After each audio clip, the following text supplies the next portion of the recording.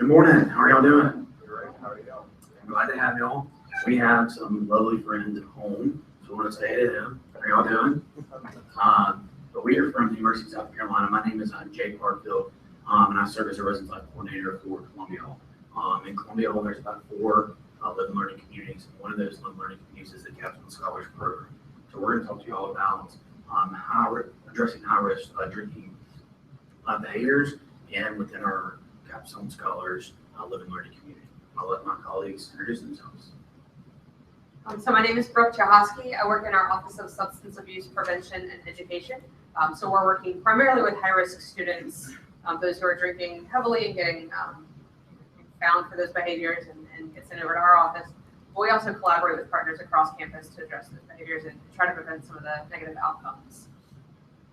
And good morning, everyone. My name is Nathalie Turrene, and I currently serve as the Residence Life Coordinator for Capstone House. So literally, just like this, Capstone is right here, and Columbia Hall is right there. And so this is a first-year community that serves roughly, this year, 560 students. And we have about 70% Capstone Scholars this year. And so in partnership with Columbia Hall, we serve these students together. And then we also have a few campus partners who weren't able to be here. So Theresa Harrison, who was the assistant principal of the Scholars Program, as well as Krishna Nayak, who was the former coordinator for SAFE. So with that being said, we're going to get started.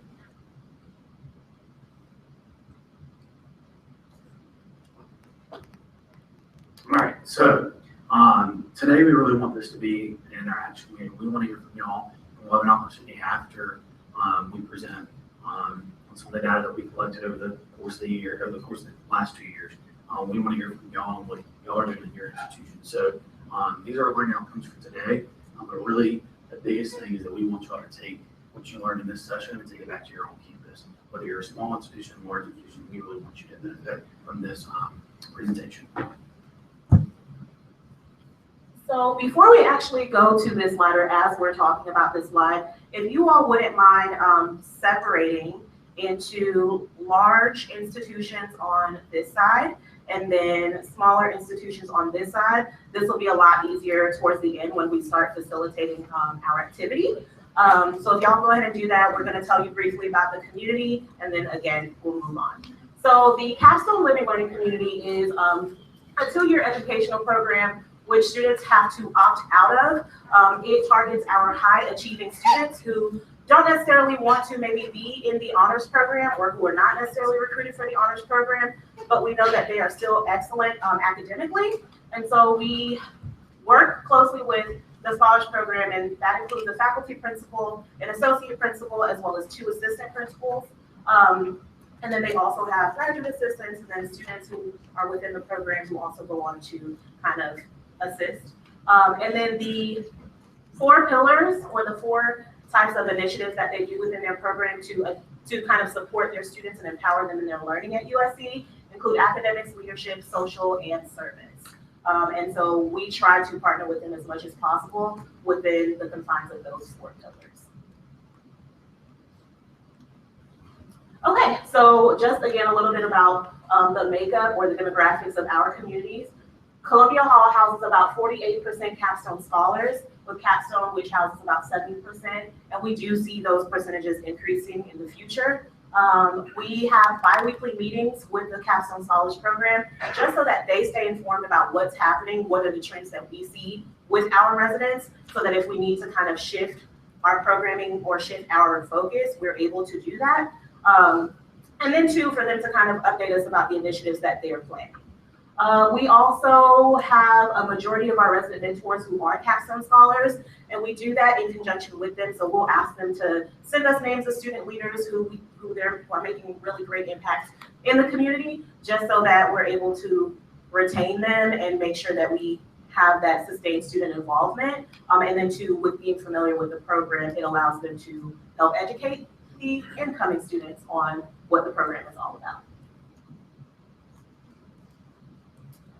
All right, so the reason why we are here today is because there were a couple of things happening within the Capstone community. As I'm sure many of you have some similar concerns with your students. We saw an increase in the number of alcohol transports, which was definitely one of the starting points as to why we wanted to start having these conversations. There was an increased number of alcohol-related conduct incidents, and so for me as a professional, just kind of taking note of that trend and taking note of the type of conversations that myself or my grad that we were having to have with our students started to be a red flag for us. We are very close to the downtown area, and we'll be able to show you all what that looks like in just a second. Yeah, oh, this is it right here. So the red circle, the red circle encompasses where our communities are, so the Capstone House and the Columbia Hall community. And then this is a picture of our 5 Points area, which is the downtown area, where a lot of our underage students tend to migrate to, and where a lot of our bars and festive opportunities take place. So as you can see, I'm just gonna point the microphone. As you can see, like not even, it's less than a block to get to the downtown area. So the proximity to the 5 Points location was probably a major reason as to why our students, like, it was just so very accessible. And so what we also saw was that this was impacting the surrounding residential communities. In partnership with campus outreach, Janie, thank you. She is a representative for the University of South Carolina who works with University Hill, who are our residential population. So there are houses right next to the residence halls. And when our students are leaving, they tend to go in groups, which is great. However, when they're coming back, they're also in groups. And they have gone downtown and they've been drinking. And we have professionals, lawyers, doctors, professors who live in these communities who are being impacted by the behaviors of our students. So that was another push for us to kind of start having these discussions. And then two, probably one of the most pivotal moments for me was when I had a parent call me on the phone and say, well, my daughter called me last night to say that, you know, another student was transported to the hospital because they were drinking. And this is not the first time that this has happened. I'm really upset and I want to know what you're doing about it. And I said, well, ma'am, we will get right on that. And so again, part of that push for our collaboration and the work that we've done includes having conversations with the Scholar's Office and reaching out to say, okay, well, what can we do, you know, together to address a lot of the issues that we're seeing. Okay, so before we start with any programming efforts, I think one of the more important things that we can do is look at some data. What is happening? What can we tell in terms of the numbers? So I ran some reports for the last 3 years at USC. You'll notice that the column here closest to me is 2015-16. That data is current up to about a week ago.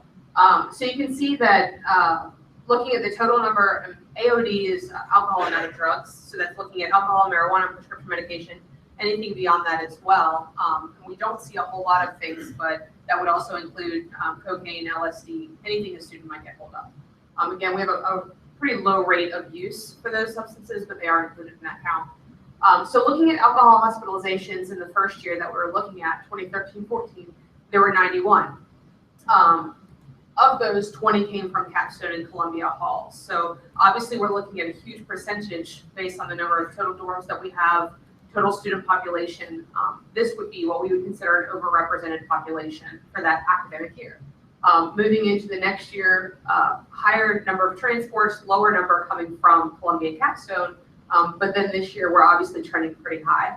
I do want to point out as well, though, that the alcohol hospitalizations, one of my suppositions, I don't have the data to support this, but what I think is that a lot of our police department, our officers on campus, USC, law enforcement and safety officers are talking to students, and so they'll approach a student who's likely and potentially intoxicated and say, so it seems like you've been drinking tonight, have you been drinking, how much have you had, so do you want to go to the hospital or do you want to go to jail? And so the student goes, no, I'm fine, I'll sit here. No, your options are hospital or jail. And so the student has the opportunity to choose to go to the hospital rather than being transported to our local detention center. Because at that point, the police officer can't leave the student alone if they've been vomiting for 2 hours, or if they're shaking, their skin is turning gray, some of those more heightened outcomes. So it's not a student who's had one beer, it's a student who's had a lot and probably needs to be observed just to make sure nothing worse is going to happen. So I think we're seeing some increase because the officers are encouraging students to seek hospitalization over incarceration. Makes sense. So a little bit about our process. So first things first, we did a survey. So the survey went out through Brooke's office, and we did this over the course of a 2-year period. And so we've gotten the data back from those different. The survey, we asked general questions related to Capstone Scholar students. So we wanted to gain that feedback. Once we got the feedback back from Brooke's office, we sat down with them and started thinking about ways that we could implement strategies, whether that's through programming, whether that's through passive education. We really wanted to try to figure out what we can do to connect with our students. So we'll talk a little bit about how that process looks on our end for me and Nathalie from the Rest Lifestyle. And then we did a formal assessment and what can we change to improve upon when we did the first survey to the second survey. So just kind of give you an overview of what our process was.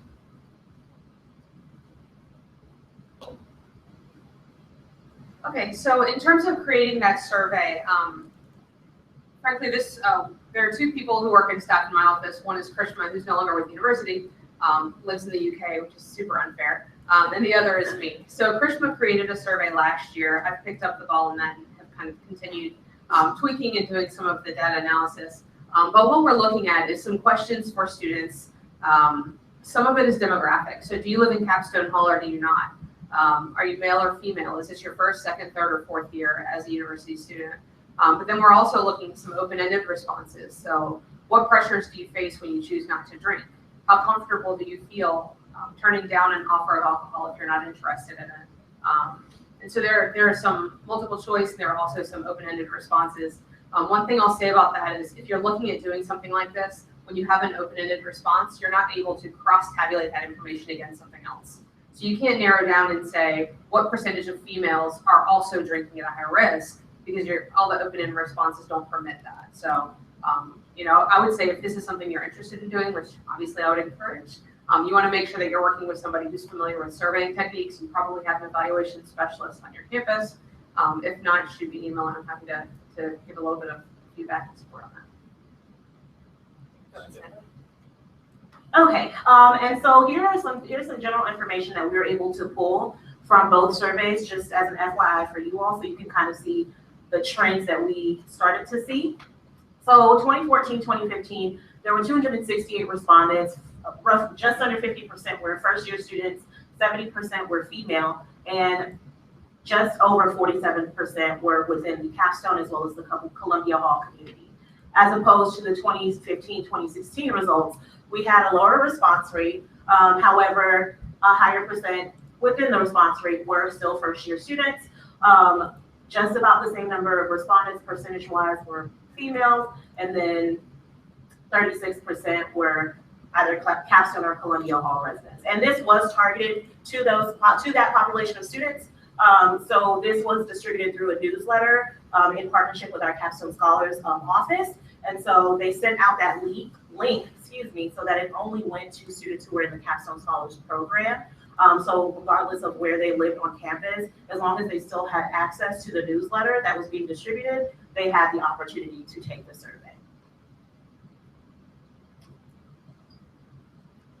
So looking at the data that we got, this is numbers looking at last year and this year combined, if I'm not mistaken.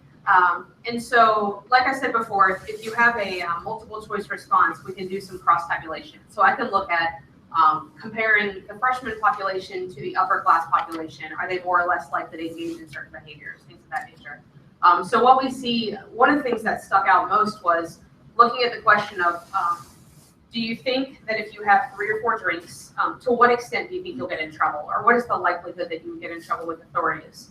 And so when I start cross-tabbing, looking at freshmen only who responded, they think there's a pretty high likelihood that they're going to get in trouble if they drink 3 or 4 drinks. Sophomores, juniors, and seniors, each year that passes, they're less worried about getting in trouble. I'm thinking some of that comes from the fact that they're not getting in trouble, many of them, of course. And so if your freshman year you drink 3 or 4, you don't get caught, then your sophomore year, you'll still do that and you think you won't get caught. And so every year that passes, their perception of risk is decreasing. They're also getting closer to 21 and they learn how to conduct themselves, quite honestly. Students don't think that they drink any more or less than the average student. That's pretty common. What we do, we think others do. I think it's totally normal to have yogurt for breakfast.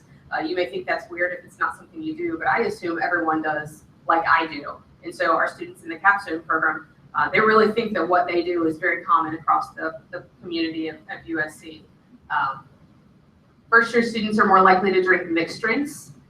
Seems like a random stat, but that's something that we can use, or that the capstone folks can use to inform their programming. If we know that first year students live in the residence hall, and if we know that they're more likely to drink a mixed drink than beer, we need to talk to them about the dangers of drinking hard liquor and knowing how much is a shot and how much is 1 shot compared to 1 beer and all of this, kind of educational stuff that they may have gotten but haven't thought about in the last 2 years, or maybe they don't care anymore. So you need to kind of heighten that educational component. Again, we're looking here at kind of the crosstab data. I thought it was really interesting to look at our student population that lives in the res hall versus those who don't.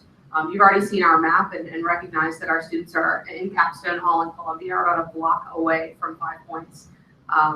You can Google 5 Points and see how that looks. I compare it to Mardi Gras a little bit. But 24% of our students who live in Capstone or Columbia are 24% more likely to have sleep interrupted, to have to babysit someone, to have their studying interrupted. So our students who are living in the residence hall are experiencing a worse situation than those who don't.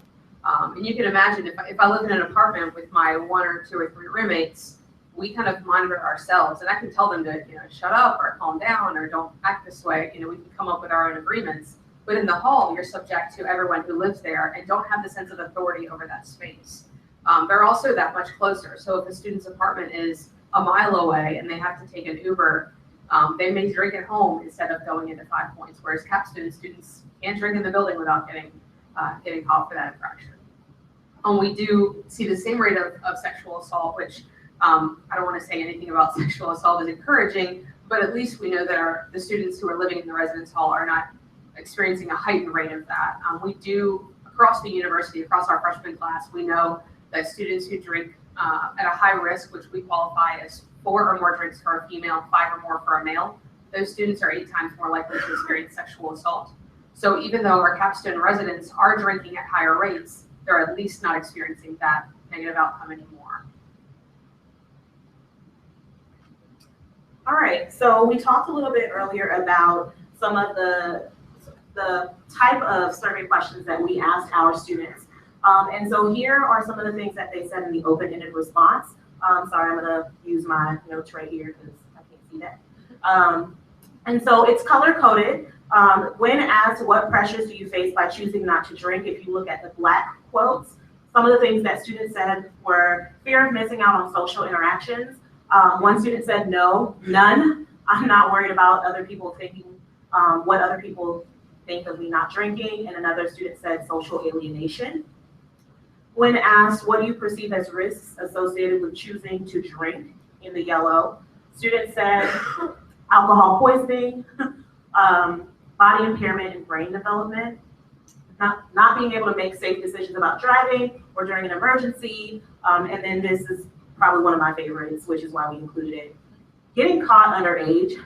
This has the ability to ruin a student's life more than alcohol most of the time. Most of us students are responsible when we drink, and when we get caught, that puts more stress and unneeded attention on us by the school and authorities. That begins to distract us from other important things. Y'all, this was my face when I read that. And I mean, obviously now, thinking back to when I was a first-year student and possibly what my perceptions would have been of underage consumption, which I never did. Make that clear. It was just very interesting to see that the student had this type of reaction to this survey. So if we go on to the next slide and some of the open-ended responses that we saw from 2015, 2016, again, what pressures do you face by choosing not to drink in the Black? Believing that I'm going against the social norm and missing out on a fun college experience. Another student said, I face social challenges. People don't really want to be friends with someone they can't go downtown with. I face the stigma of being weird or a goody two-shoe. And so what we're starting to see is that there's this social anxiety that a lot of students fear as a result of not participating.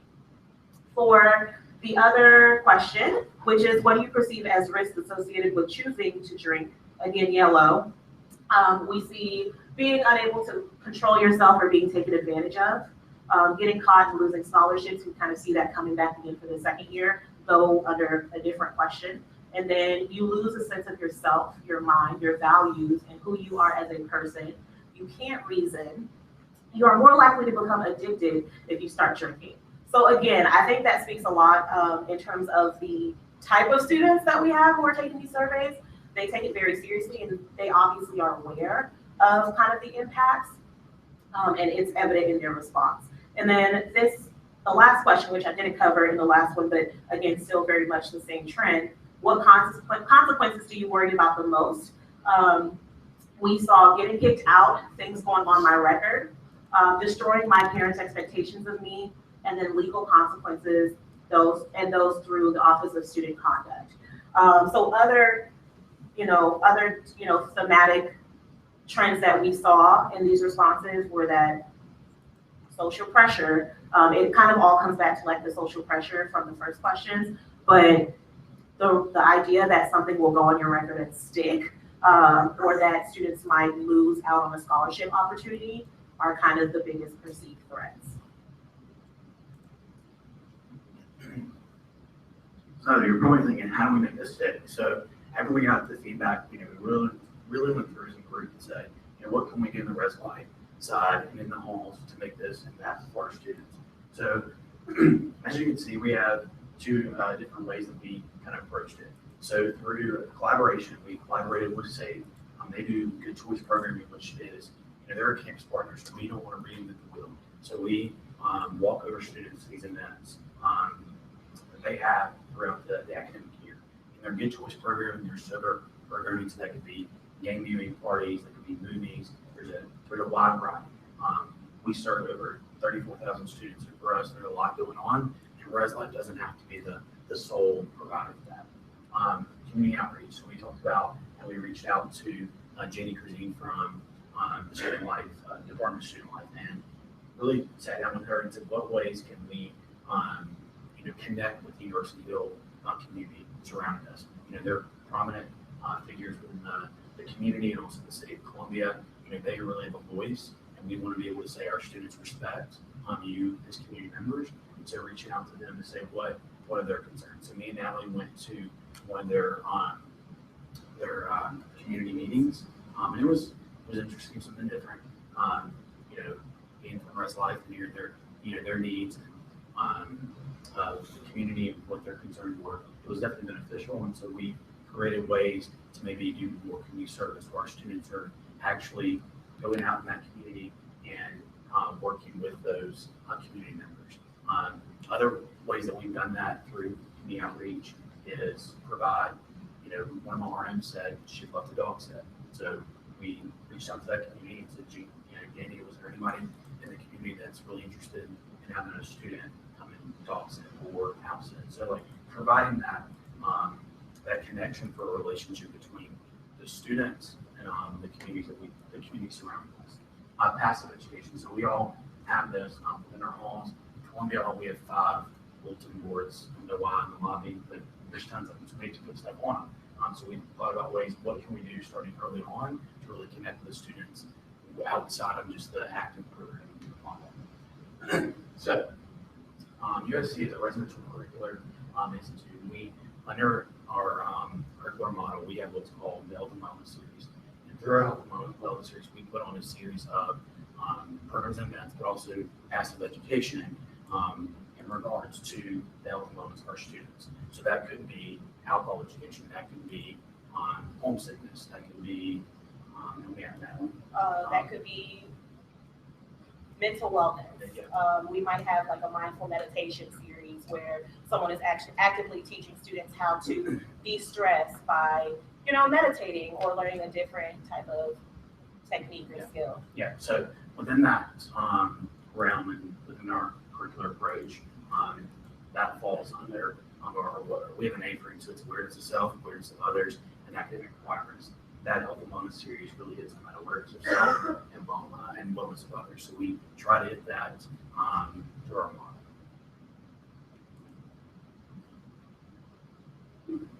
So to give you an idea of kind of what that looks like, this right here, Brooke came to our program, and in that we did what was called turn-up tips. So we really reach out to our students and wanted them to really understand if they are consuming alcohol, what does that look like? And so we brought Brooke in, and it's kind of unique because they, she would say, pour me a drink, or pour what this would look like, and they would just keep going, keep going, keep going, keep going. But she's really telling like the actual cup. This is an actual cup of alcohol. And so I think for them it was really impactful to see that. And students that are found responsible the alcohol for violating alcohol policy go to a CAPS course or a STIR course, which is in Brooke's office, and they kind of do that lesson. So they understand that this is what you're drinking when you're consuming alcohol. The good choice programming. So we highlighted in one of our bulletin boards, but also through social media, the Carolina After Dark. So the first night, first game we had of the season, Thursday night, we wanted students to kind of really get that campus feel. So they had a viewing party in the Russell House. And so, we walked students over to that event. So there were other options than just going down 5 minutes. And of course, passive education. We really want to hit hard with, a first-time offense at USC for an alcohol violation is a $255 fine. That's a huge, that's big. When I think back to 18, 19 years old, if I had to pay $250, for me, that would be a lot. And there's a call home to mom and dad, you're in a conduct meeting, and there's that alcohol education course. So for them, we want them to really understand if you have one year, or if you come back severely intoxicated, there's going to be some consequences for that. Question? Yes. So with the fine, is it more I guess strict or higher if it's an underage violation or if it's an over 21 violation? And then you said you called mom and dad. Is that not violating further in most cases? How do you?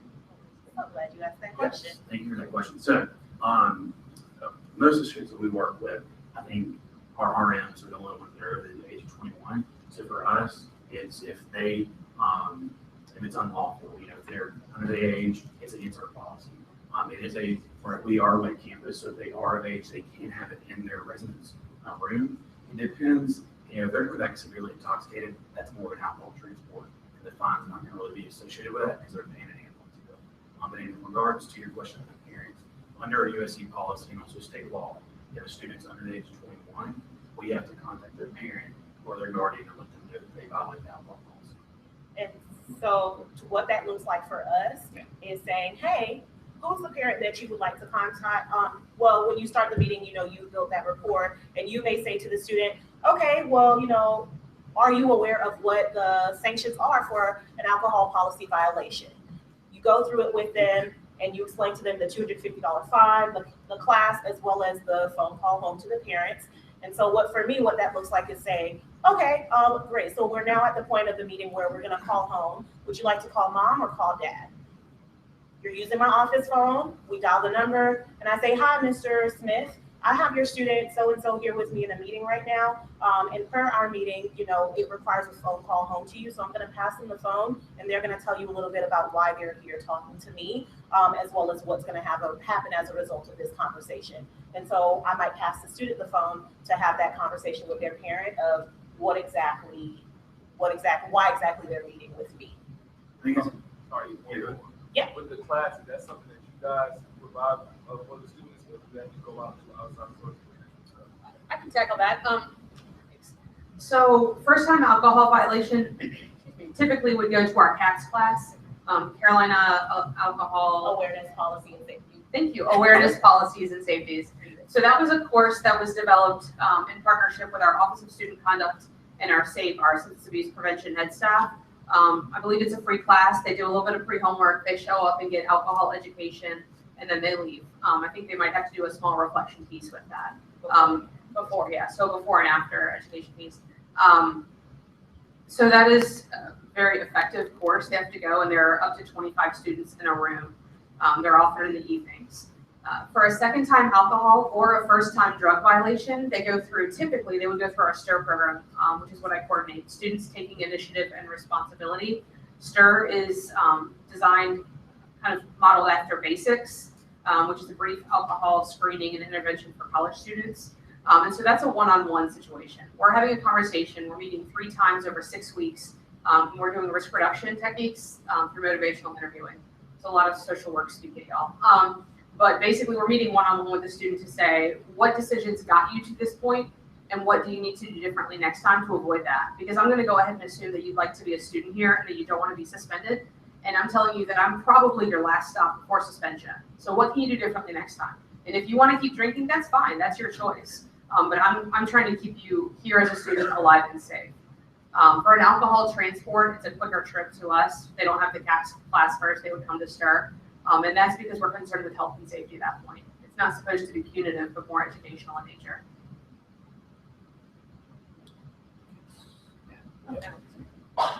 All right, so for this portion of the presentation, what we would like you all to do is conduct a SWOT analysis. And the reason for this is because when we sat down to have conversations about how we were going to address some of the behaviors we saw in our community, it was very much so a fluid process of, okay, well, this is what we see. This is, where we kind of want to go. These are some key players that will be able to help us achieve that. And this is what maybe could influence what it is that we're trying to accomplish. And so just giving you all the opportunity to identify that within peer institutions, which is why we ask for those of you who are in larger institutions to sit on one side, as well as smaller institutions to sit on the other side. So what you'll do at this point in time is break up into groups of maybe 5. Is that 5? Yeah, 5. And take the next 7 minutes or so to kind of brainstorm what the strengths of maybe doing a program like this or collaborating with campus partners like this might be, what some weaknesses might be for your initiatives, opportunities for success, and then threats or barriers to actual implementation. So if y'all want to break into groups and go ahead and spend some time talking about that, that way those of you who are interested or looking to refine your programs will be able to kind of bounce ideas off of each other's.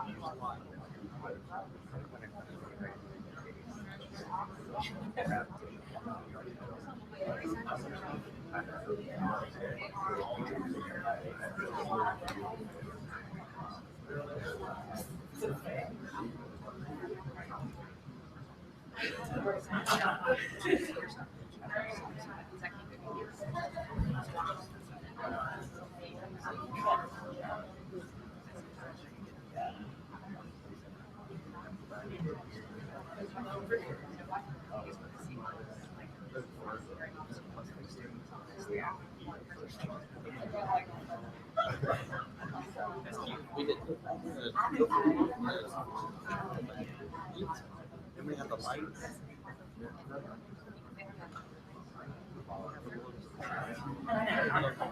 You have justification also?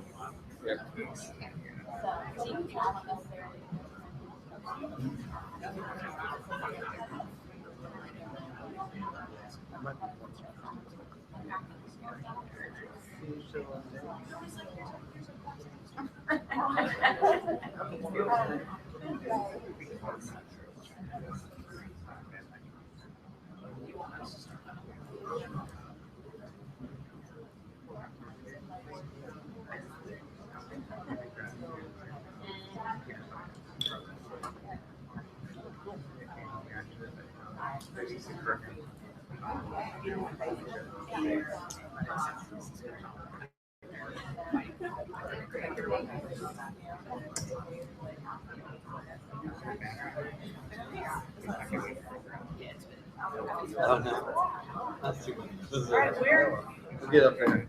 All right, we're gonna give about another minute for you all to wrap up your thoughts, and then we'll come back together as a group to kind of share out.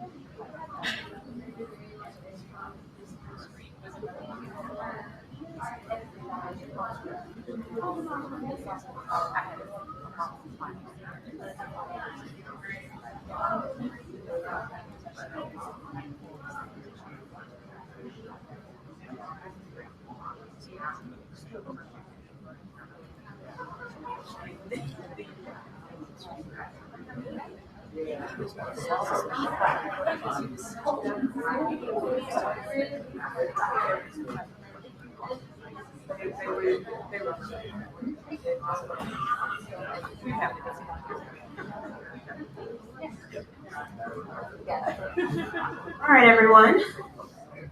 So we are going to go ahead and get started with hearing some of the things that you all came up with as a group. Hopefully you were able to get some good ideas from each other. So two groups, any two groups, if they want to talk about the strengths that they were able to identify or something that really popped out or spoke to you. Yep. To make sure, is this the SWOT analysis for your program or for how things run at our current? I would encourage you to have had that conversation for your institution, Okay. because we've talked about what we've done. But if this is something you're interested in doing, then That's what we apply. did. I just wanted to make sure. No problem.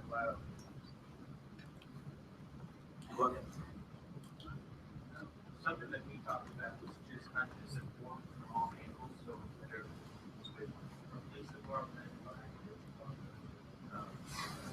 even that sometimes it's very, because they are, student concern report, based on all of our reports and all staff, all of them, just help have support from all sides. This is as far as possible, maintain health balance, something.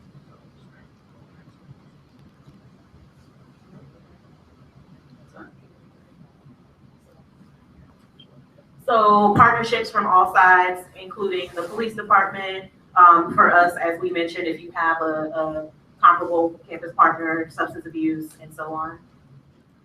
Yes. Two opportunities we spoke about, one of my cohorts brought up, that even if fines work, but also making sure you incorporate an educational type of teaching, because that tends to raise awareness. A lot of times, students think they can handle alcohol, but they might have been drinking before they got to college, or people don't realize that they can't. And go there and overthinking that they can't because they drink. Another one was raising a program for women students, because scientifically, because I'm not about to press it, but scientifically, even if they're the same size as the male, they cannot handle liquor the same because of blood, testosterone, or whatever the case may be. So a lot of times, if they don't know that and they go to a party and they just try to drink as much as their male counterpart, who may not be trying to take advantage of that point at the time, but they think that they can drink things.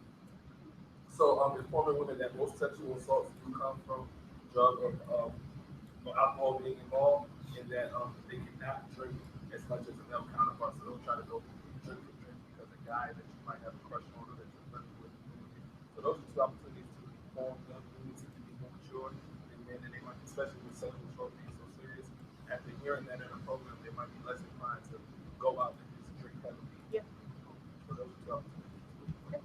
So if you do have a punitive sanction, pairing that with an educational component, and then possibly having programming that is specific to subpopulations, and just making it a little bit more relevant to some of the experiences that they might encounter. Awesome, thank you. Okay, what were some of the things that you all came up under weaknesses? Yes. Well, I was talking about how, you heard about partners across campus and that kind of thing. We have a dedicated substance abuse counselor on our campus, but our counseling center is so overwhelmed that since she has her LPC, she has to be available for those appointments that come in and meet that student need. And so it's difficult for her to do the substance abuse educational side of her job because she has to spend so much time in the counseling center. So kind of how it's very overwhelming. It's very overwhelming for her to try to do what she was hired for, but also like try to meet this need that is so important in the mental health side of counseling. So yeah, so taking into account the workload of campus partners, that is very, very true because the SAFE office was understaffed for quite a while, and Krishma very fortunately was still willing to help us. But again, when there were other conflicting university-wide events, she kind of had to take a step back because those things did take priority. So yeah, absolutely. Any other thoughts under weaknesses? Yes. I think in also thinking about the experience of your people that are in this position, so we have a relationship with our AOD office as well, but she's not necessarily worked on a college campus before, and so she's come in with almost a lack of understanding about what it is to work with college students and kind of how to connect with college students and thinking in the larger scheme of, her interactions with them and how to help them understand their bigger impact on the community. Yeah. And so for us, it's a weakness of, she's very willing to try, but because she hasn't had this experience, she doesn't necessarily know how to articulate what she's looking for with that. And so we see a gap in the communication and understanding of like whether or not she's actually truly getting through to those students, which is something that she's continuing to work on, but it's something that has been definitely on our radar of watching in her experience. Yeah. And taking control. Yeah, so it sounds like an adjustment period of understanding the population of students that you are trying to serve can definitely be a weakness when trying to address issues like these. Thank you. Opportunities. Yes, I was gonna say nobody saw any opportunity. Yes. So I think one of the things that we talked about with the ability for follow-up, I think that we all do it a little bit different, whether that's whatever your staff structure looks like, but trying to find ways to maximize that. So who's the most appropriate person to talk to in this continual conversation of education? And then one of the things that we brought up is maybe sharing some of, like if we're noticing a higher trend in a particular community, sharing that with that community, like here's your peers, here's you. Yes. And so being able to really direct that information to them. So hopefully many of these students are leaders and they take that as like, oh, step back. Yeah. So one of the things that we have, we've developed a pretty tight partnership with our fraternity sorority life. The supervisor over our department is also over fraternity sorority life, so it's pretty convenient that we work tightly. One of the things that we've noticed is that our sorority females are hospitalized at much higher rates than our non-sorority females. They're drinking at a higher risk, they're going to the hospital more often, all these things. And so it's been really interesting for us. Something that I heard that I'm looking forward to applying, which I guess is an opportunity for us at USC, is to share that information, social norming. An average USC female has this sort of a likelihood for going to the hospital. A sorority female has a much greater likelihood. Is that what you want to be known for? What most of the students who come into our office say is, well, we get a bad rap, and so it's just not really fair. It's an unfair perception that we, whether it's we guys drink more, that we fraternity men drink more, that we business students drink more. It's just unfair. And I say, well, who's contributing to that perception right now? Because you're the one who's in my office for over drinking, so maybe you're a part of that, creation of that perception. But anyway, in terms of the opportunity, teaching our students about what counter populations look like. The sorority females drink heavily here, non-sorority females drink less. That's not good. So what can you do to look better then? And so helping them to use some of their competition desires and saying, why don't you have a competition between you and you and you? these 3 sororities and see who can do the most community service hours this month, or who can raise the most money to your philanthropy, or whatever that may be. So getting them involved in something else so that they're maybe singularly focused on. We also partner a lot with some of the small businesses around campus to get gift cards and things. Students will do just about anything for free food. So even if it's a $5 gift card to the Mexican joint to be used for food, not alcohol or whatever, students will do just about anything to get free food. So, yeah. Do you find any problems with that in terms of, it sounds a lot like this conversation revolve around students not getting transported again, sure. Do you find any issues with students maybe not supporting or utilizing the Good Samaritan policy because of that? So the question is regarding our Good Samaritan policy. What we have is called the Carolinian provision. Fortunately, if a student reports a friend for being over-intoxicated, needing medical attention or whatever, our Office of Student Conduct is willing to work with that, with the reporting student and the student who is transported. They're not going to have the $250 or $350 alcohol fine, $250 first offense, $350 second. They may not have to call their parents, but we're still going to give them some education to help them out. The problem that we're having with that is that our police force has now decided that they're not willing to waive those things. And so if the police ever become involved, if there's a law enforcement officer on hand, they do write that report, even though through the school you won't get the financial charge, you still might get an MIP or a public disorderly if you're staggering in the middle of the roadway. So we help out with that, but the police are still enforcing their policies, which, I can't blame them for that. So we do a lot of education around that. A strength of our office is that we're confidential, unless a case of student, except in case of student harming himself or other, of course. So once a student comes to me, and we were just talking about this, I can say, look, you've already signed your case resolution form. The sanctions you get are the sanctions you got. You're not getting any more or less. So you can be honest with me, and we can just, can we get on that level and tell real truth? How often do you drink? Because I know they might tell Nathalie in the hearing, oh, this is the first time I ever drank. I can't believe it. I didn't know what happened. Like, I had 3 fish bowls. I didn't know. They come to me and say, oh, yeah, I drink fish bowls on the regular. Like, every Saturday is fish bowl night for us. And so I go, okay, great. How many shots are in a fish bowl? 3 or 4. Try 11. There are 11 shots in that drink that you drink. And so once they come to us, we just cut the crap and get real honest. Like, you're not going to get in trouble. I promise you, I cannot sanction you. I don't have that authority. And so it's really nice that they get to talk to somebody who's not going to get them in any more trouble. And I think that's why, at least for that STAR program, it works. But again, I've kind of gone off on a different subject. But if you have a student who's in trouble, I would say if they're demonstrating some pretty risky behaviors, refer them to somebody who isn't going to punish them. They're not going to be honest if they think they're going to get in trouble. So if you can get them to a counseling office, on-site or off, USC offers up to 10 free counseling sessions for students. Counseling center is overbooked. I mean, we have a lot of resources and a lot of cash at USC somewhere, not in my office. But if our counseling center is booked, then we send them off-site to Loredac or to Palmetto Health and get them to do an alcohol assessment there. So it doesn't have to be a campus resource. You can look to the larger community if those things are available.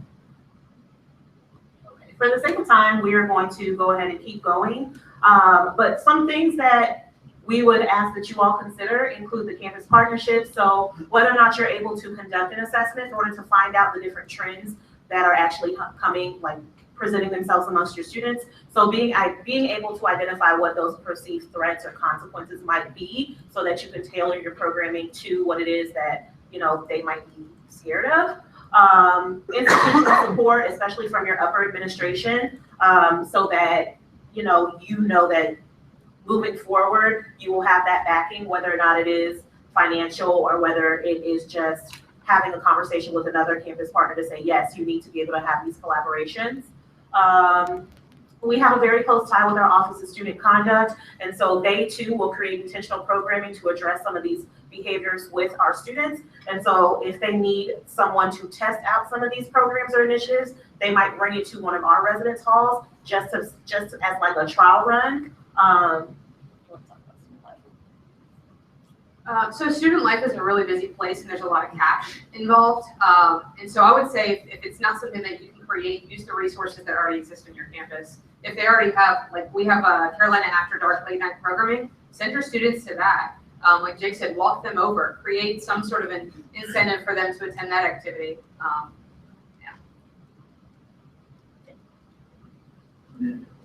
USC, we're really lucky because we have the National Resource Center for first year experience, the students in transition that's on our campus. So we have that, that I guess flexibility to kind of go there and talk with them about, what's the research showing us, what are ways that we can be more effective in the residents, all of our students.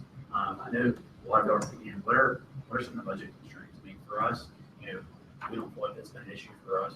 We're very lucky in that realm. We understand for y'all, you might be in smaller institutions or there's budget cutbacks, and that can really impact if you wanted to do something like this, if there is an alcohol problem on your campus.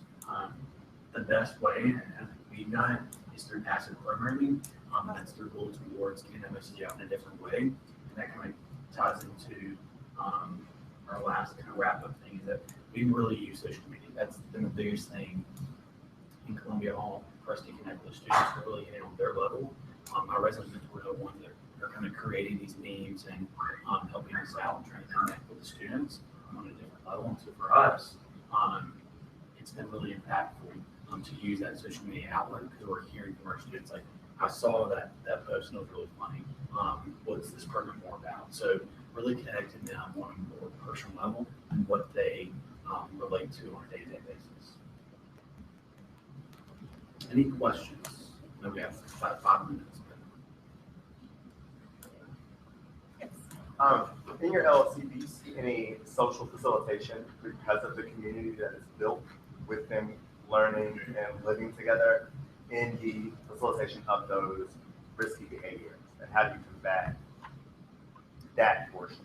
Yes, so both of us, so within the community, are there any social aspects that contribute to these risky behaviors? Yes, we do have suite-style communities. I have about 20 rooms on each floor, which encompasses roughly 38 to 40 residents. And so for me, it is a prime community for community building. So they do form very close bonds. And a lot of times they're not willing to, give up the person who is drinking or to say, let me go get you some help. They're more likely to say, oh, they're just sick, so I'm just going to keep them there. And so one way that I've done this is I have heavy emphasis on my resident mentor staff. They are fantastic community builders. That is true to my community. And so I'm able to utilize them in that peer-to-peer role where they, for instance, I had my first alcohol awareness program was how to lose your football tickets. And we incorporated aspects of drinking when you go tailgating or when you go to the football games and how that could cause you to lose your student tickets at USC. And so allowing the RNs to facilitate that and to give a true narrative of what it would mean or what the consequences would look like for students within our hall, that's one way that we've kind of been able to combat that. All right, so we are actually going to wrap it up. We do want to thank you all so much for joining us today. If you would like to request the survey, please just let us know. Or if you would like access to our PowerPoint presentations, we have cards as well, and you're more than welcome to come and chat with us for a little bit. Thank you. Thank you.